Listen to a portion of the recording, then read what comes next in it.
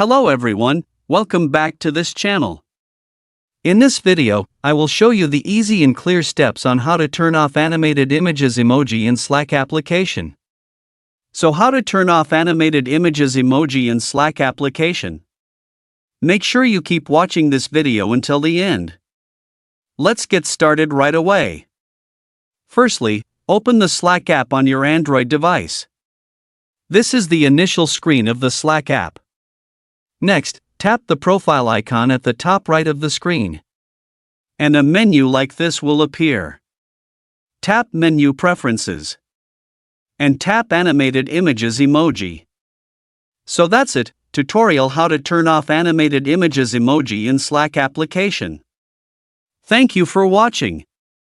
I hope this video was helpful. See you in the next video.